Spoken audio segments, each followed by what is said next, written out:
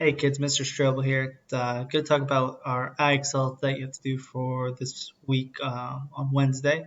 So we're going to be interpreting circle graphs. That just means reading circle graphs, getting information from 'em. A lot of the times it's just going to be looking at it and the answer's right there. Let's see which one's the biggest or which one's the smallest.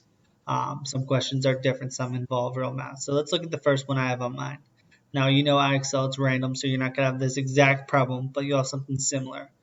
So Manny recently emptied his coin jars and counted the coins. Half were gold coins, a quarter were copper, and a quarter were silver.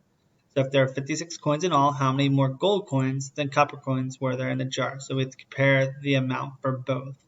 All right, so again, we can use a calculator. So I'm going to use Desmos. So 1/2 of 56. So we do 1/2 of means we're going to multiply. So 1/2 of 56.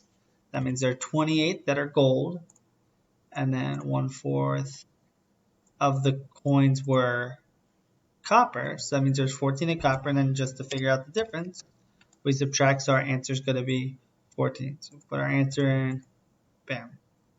All right. So this question's different. This one says the head of a small customer service department is reviewing the number of calls her employees handled last year. So it gives you all the different types of employees and how much they've controlled or how much they've calls they've taken, and just simply ask which employee handled the most. So you just see whoever has the most. There you go. So Stefan. So we pick Stefan, and we go, and that is pretty much it.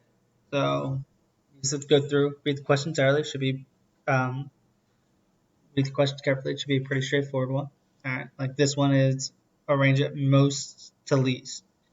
So most juniper, and then you can, the fractions are different, but you compare them by size, so you don't even have to worry about the fractions. So it's Juniper, Sandia, then Bear Canyon. So, alright. So let me skip around because I could skip up to the next level.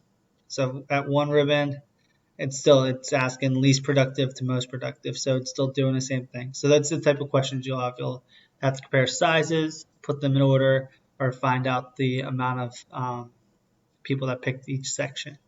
All right, if you have any questions, feel free to send me an email. There won't be any notes for this one because it's pretty straightforward. But if you get stuck, email me and I'll be there to help you.